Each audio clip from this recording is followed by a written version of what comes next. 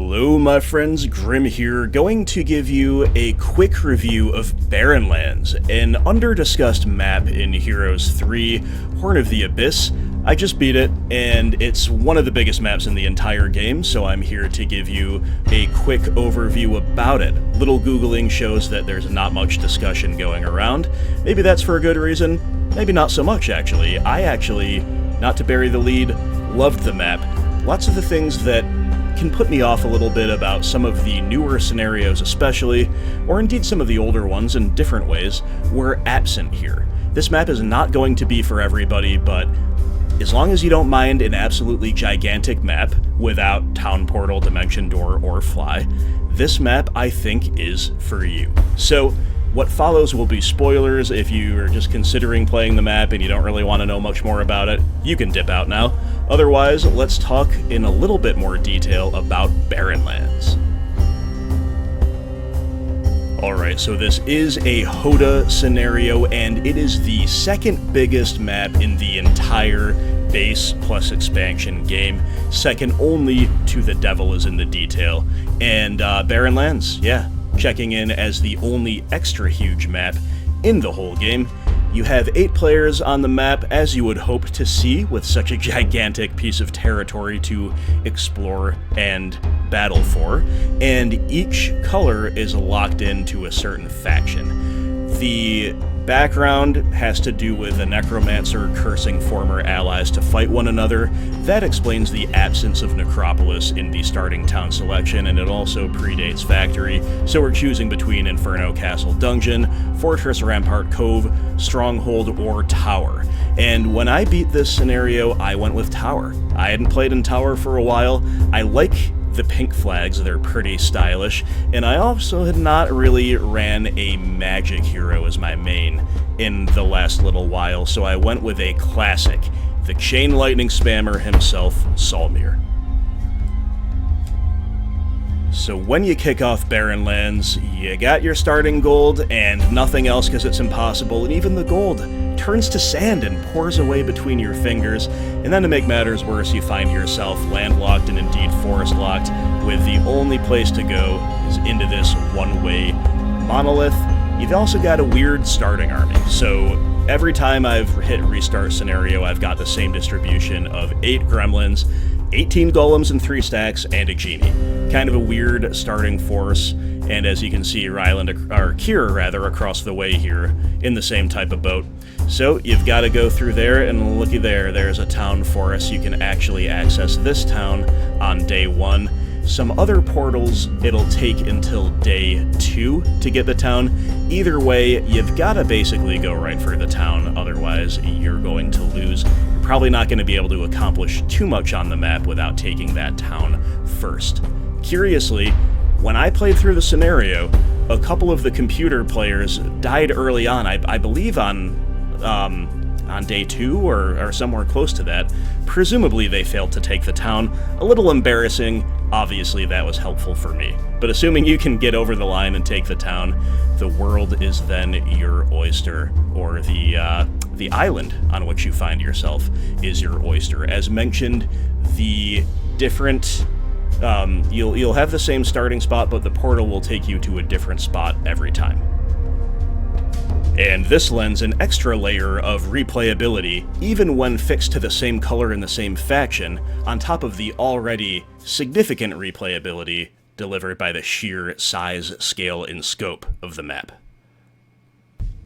Now, if you look around, you see there's Azure Dragons right away, Nyx Warriors. You're really going to see, you know, there's Stone Gargoyles a lot more reasonable, but there's a lot of them, 20 to 49. So you go around the map and you're seeing a lot of relatively difficult opponents. So, it is not a map where it's trivial to clear early on, and it's also not a map where you get rich really quick. That said, again, the sheer size of things means that once you start getting a foothold, and once you start taking other towns, things tend to snowball very, very quickly. So that's just what the beginning of the game looks like. Let's jump ahead to a fully revealed map. Alright, so as mentioned, even with Pink Tower, your fixed starting location does not take you to the same town every time. It took me, instead of what you just saw, to the town of Ire when I did my full playthrough, and that is the northernmost point of the eastern island underground. So just to give you an idea of the basic structure, when you're underground, you've got 4 islands, all east, north, south, and west respectively of a central island. The central island is Necromancer's Isle, and you actually don't need to go here at all to beat the game. I went here a bit, took some objectives, it was moderately rewarding, but a little hard to clear certain things. I couldn't tangle with a throng of ghost dragons, for example, and I couldn't realistically get to the Black Border Gate without it being a huge waste of time, so I never took Sanctum, the central city. I don't know exactly what reward, if anything, that gives you, beyond just controlling another town. Seems like a lot of work to me, but you've got 2 towns on either point of these elongated islands. So I went south, I took Scar. I was lucky that the person who got spit out by Scar was one that was eliminated trying to take the town. So I was able to build up pretty nicely and immediately dedicated a couple heroes to collect as many renewable resources as possible. You've got warehouses of ore and sulfur, windmills, etc. And there's really not that many mines. So you've gotta, especially early game, get as many heroes as you can and get as many resources as early as you can, because eventually you will not have the luxury, limited to only 8 hero slots, to do that any longer. You'll maybe have 1 or 2 resource heroes. Everybody else is trying to run around, gain levels, move armies here to there, claim objectives, etc. The thing to repeat from the beginning here, speaking of moving armies and taking objectives, no town portal, no dimension door, no fly. This is an extra huge map, and there's no mobility spells unless you enable them in Map Editor or something like that. But the islands all around the central island, they all have 2 towns, they all follow the same pattern. So I went south with Solmyr as my main, I took Scar, I hired Craig Hack nice and early, and from there, I had solmyr going to the next island toward the south. I didn't know this was the structure, but as soon as I uncovered a bit of this island, I kind of started to assume as much as I just explained, while Craig Hack went west, took a few of the smaller objectives on some of these outlying islands, and then went for a refill for troops, and then did his thing on Necromancer's Isle. If I could redo this, I probably wouldn't even bother with the Isle unless the game took shape in a way that made me really want to do that. Some big maps especially can reward you for going out of your way to get with the weird quest-related stuff, to get all of these objectives, to get new artifacts. It's just such a big map, and it's so hard to pin down opposing heroes, and to move troops from point A to point B, and even to get around with your mains, because there's a lot of water travel and everything like that. You just have to keep your eyes on the prize. You have to take towns, and you have to take battles with enemy heroes above all. Even above taking towns, especially in mid to late game, you have to pin down and destroy enemy armies. Otherwise, you're just chasing them around the map over and over and over again. So while conquering the southern island, I got really lucky, because I had a exploration dedicated hero just sailing down here, and I was taking every obelisk I found, and I happened to recognize this coastline with the jungle and the little rocky coast just across the narrow strait, I guess, from a sandy beach and some dunes. And I'll tell you guys, I'm so bad at recognizing the map, even on a much smaller map. Even when I've got 2/3 of the puzzle uncovered, I'm like, I have no idea where this is. But I just happened to have a light bulb moment with this. I immediately prioritized getting the Grail, got lucky and got it on my second dig. This was pretty early game before like the seas are filled with a ton of dangerous opponents. And so as soon as I claimed that, I had already taken, of course, my 2 starting towns on my starting island. I got the rampart. I might even have had this fortress by then. I don't remember. I was either contesting it or I'd just taken it. And then I was like, okay, where do I bring the Grail? Do I bring it to the nearest safe town, aka the rampart? Not a bad idea. But I kind of started to get the sense that there was a lot more to this map than I had seen thus far, even though I'd started to uncover one of the patterns by which it was structured. So I took my time, I sailed all the way back here and I went north and I built it in my starting town. Kind of thematically cool in and of itself, but it also granted me Skyship because it's a tower, which among other things revealed the entire world map. And that is why I'm able to show you this in such detail, and also it was just crucial for me winning the game. I just was able to sit down and take a few minutes and understand everything that was going on and was able to craft a strategy accordingly. So you may have noticed over in the corners here, there's a couple waterways and a couple underground tunnels, and I didn't really get to them. There's a long travel involved to get there. There's a tough garrison guarding the waterways. There's tough packs everywhere, like if we look here where that black Keymaster's tent is, you've got to go all of this way and fight all kinds of opposition, including a throng of vampire lords, a swarm of power liches, a throng of ghost dragons, and a throng of black knights, while spending weeks upon weeks upon weeks just to get to the Keymaster's tent, just to then come all the way back here and take Sanctum. To me, it was much easier to simply expand, take fights with enemy heroes, destroy their towns, etc.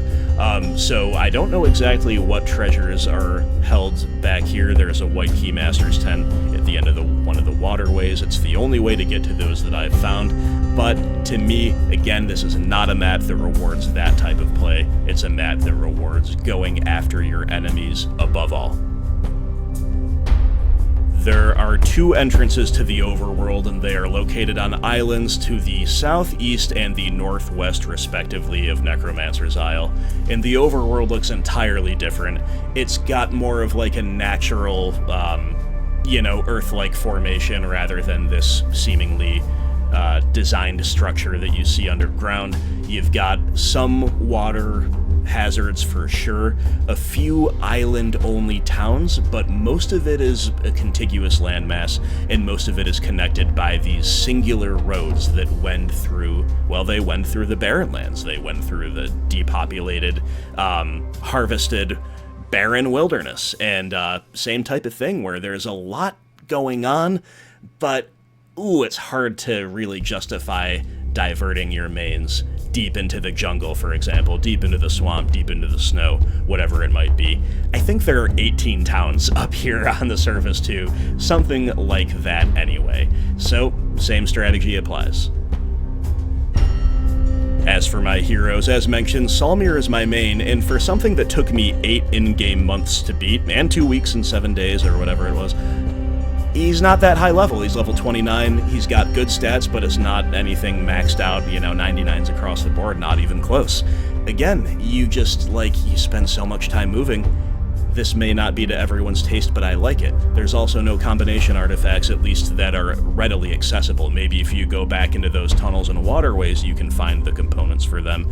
I prefer this. You can find some random artifacts, you really have to earn them, especially the more powerful ones, and even so, they're worth getting, like the Lion's Shield of Courage, Crown of the Five Seas, Hideous Mask, Boots of Speed, Sword of Judgment.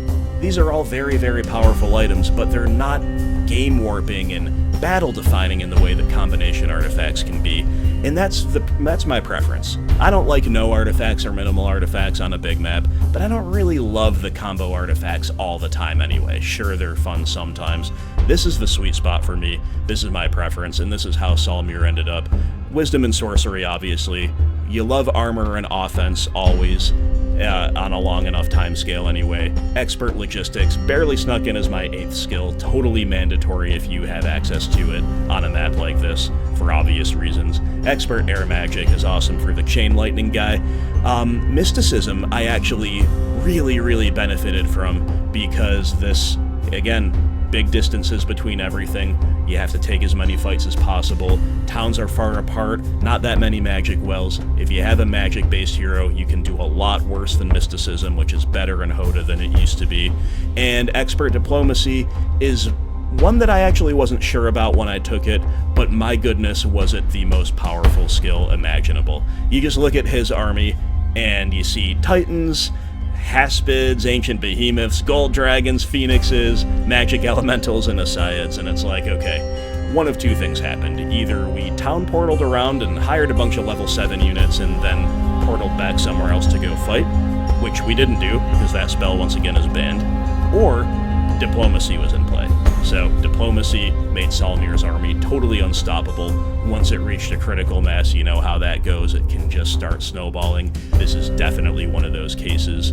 The other one to mention here is Craig Hack. No diplomacy, no logistics, but he did end up with navigation and pathfinding. So he was mobile in a very different way. And he did more hunting down of enemy heroes, especially because he ended up with Shackles of War, especially chasing them through rough terrain with pathfinding was really nice, and less taking towns, which is more of what Solmyr did. But Craig Hack was a close second. Offense, armor, earth magic, wisdom, navigation, pathfinding. I wouldn't really choose mysticism and luck, but they're both kind of mid-tier skills. And he, without diplomacy, ended up rolling out with Titans and Genies for a while, lost some to attrition, ended up restocking from that early Rampart I took, and used that to take another Rampart or two, and indeed snowball from there. Again, real hunting down of heroes was Craig Hack's primary mission. And as you can see, I've just got vast armies rolling around on random 3rd, 4th, 5th choice heroes like Dargem, massive amounts of unrecruited troops in all kinds of towns, and over 10 million gold in the bank at the end. So if I could have done anything, it might have been to turn the corner a little bit sooner and start getting troops in action once I was more comfortable a little bit earlier, rather than playing it safe. Maybe starting the 2nd, 3rd, 4th wave of attack and exploration, maybe 2-3 weeks before I actually did. But all in all, I'm happy with the result. Here on the last turn of this arduous campaign, we've got both Dargem and Solmyr camped out by a town gate. They're rare, but they do exist on the map, making sure they're standing back, ready to deploy to any town in the event of any unforeseen shenanigans. But Teal's running around frantically, trying to find anything to do with their last turn. Nothing good. Abandoned, banished, defeated, victory is ours, and we end with the rank of Quattle, which is pretty good, I would say, for a casual player like me, especially my first time on this extra huge map, and one a good rank generally, given how deflated the ranking system is in HotA compared to Archangels across the board with the base game, right? So if you choose to play this map, that hopefully gave you some insight. Obviously, I can't cover too much in a quicker video like this, but any comments, questions about Barren Lands, of course, leave them in the description below. And if you do play this map, good luck and have fun.